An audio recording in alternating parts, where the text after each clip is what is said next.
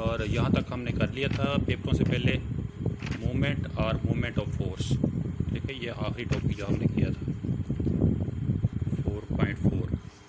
आज हम अगला 4.5 करेंगे,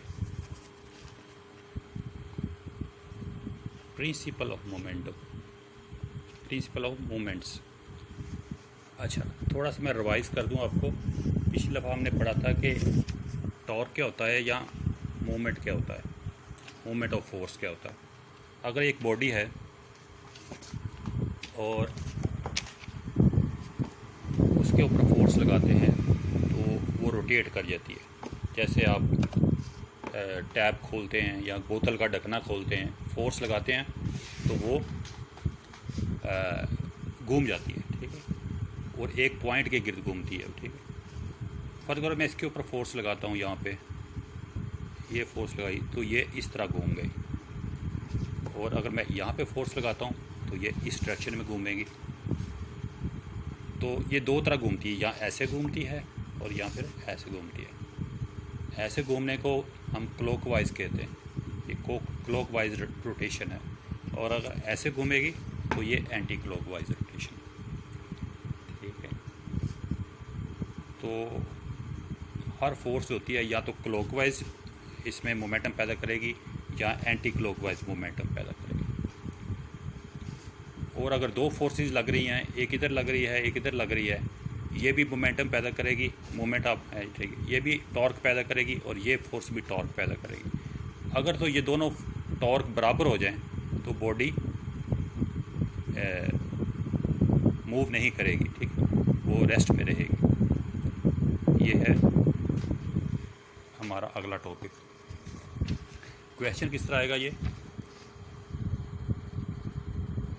what is meant by principle of moments, explain clockwise moment and anti clockwise moment. अच्छा, तो पहले हम एक्सप्लेन करेंगे कि क्लॉकवाइज मोमेंट क्या होता है और एंटी क्लॉकवाइज मोमेंट क्या होता है। A force that turns a body in the clockwise direction is called the clockwise moment or torque। एक फोर्स जो कि क्लॉकवाइज रोटेशन पैदा करती है, क्लॉकवाइज डायरेक्शन में रोटेशन पैदा करती है, वो क्या कहलाती है, क्लॉकवाइज टॉर्क या क्लॉकवाइज मोमेंट। और जो force, a force that turns a body in the anti clockwise direction is called the anti clockwise moment और टॉर्क। जो फोर्स किसी बॉडी में एंटी क्लॉकवाइज डायरेक्शन में मोमेंट पैदा करती है उसको एंटी क्लॉकवाइज मोमेंट और यहाँ पे टॉर्क कहा जाता है।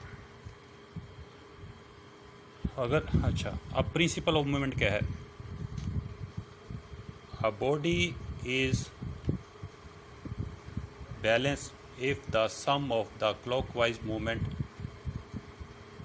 acting on the body is equal to the sum of anti-clockwise movement acting on it। अगर एक बॉडी पे दो फोर्सेस लग रही हैं, ये बॉडी है, इस पे दो फोर्सेस लग रही हैं, एक इसमें एंटी क्लॉकवाइज मोमेंटम पैदा कर रही है और दूसरी फोर्स उसमें क्लॉकवाइज मोमेंटम पैदा कर रही है। तो अगर ये बैलेंस है तो ये दोनों बराबर होंगे।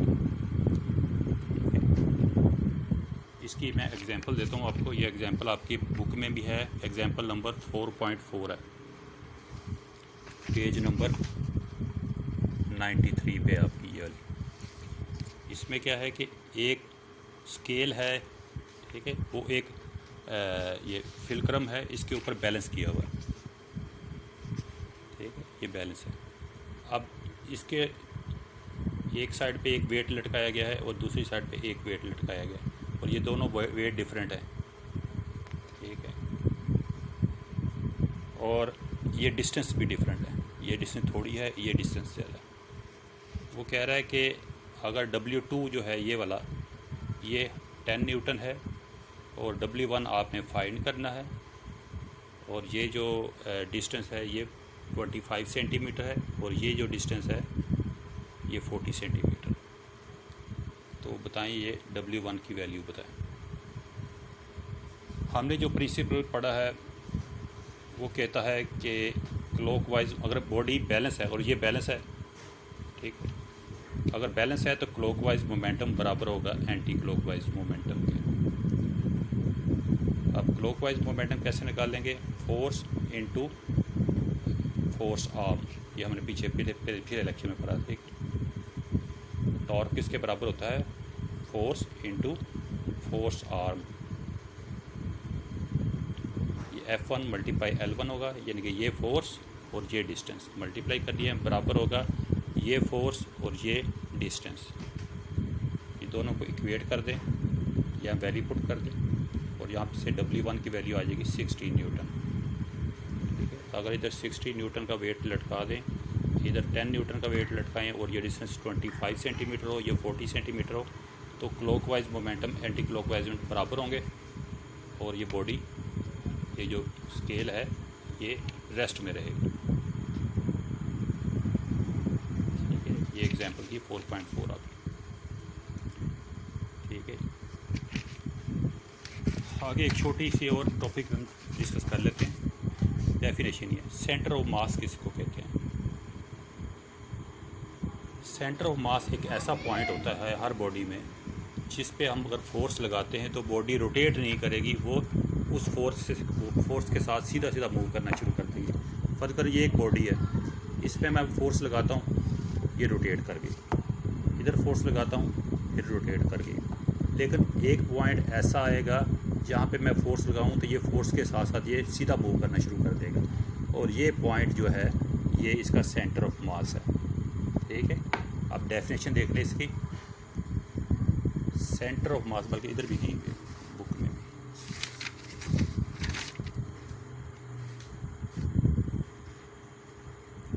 Centre of mass of a system is such a point, एक ऐसा पॉइंट है वेयर एन अप्लाइड फोर्स, जहाँ पे applied force cause the system to move without rotation, जो कि एक सिस्टम में बगैर घुमाव पैदा किए एक उसमें एक मूवमेंट पैदा करती है, मूव पैदा करती है, ठीक है। वो रोटेट नहीं करता, वो सीधा चलना शुरू कर देता है। ये मूव कर रहा है, ये रोटेट कर रहा है, इधर फोर्स आता हूँ रोटेट। लेकिन ऐसे थोड़ा सा मैं करके देख लेता हूँ, ये पॉइंट ऐसा है जहाँ पे फोर्स लगाता हूँ तो ये घूमने की बजाय मेरी फोर्स के साथ ही सीधा मूव करना शुरू कर देगा। तो इस पॉइंट को क्या कहेंगे? इस पॉइंट को कहेंगे सेंटर ऑफ मास। तो आज के लिए इतना ही काफ़ी है। दूसरा था कि अब जो आपका जो सिलेबस नया आया है वो भी मैं आपको सेंड कर देता हूँ। उसके मुताबिक अब सारे टॉपिक नहीं हैं, सारे चैप्टर में से कुछ टॉपिक हमने पढ़ने हैं, कुछ छोड़ देने हैं, ठीक है। तो इसमें से कुछ मैं आपको सेंड कर दूंगा जो जो छोड़ने हैं और जो हमने पढ़ने हैं, ठीक है। इसकी मैं आपको पिक्चर भी सेंड करता हूँ, ये जो आपको मैंने ये क्वेश्चन बना के दिया। ओके, अल्लाह हाफिज़।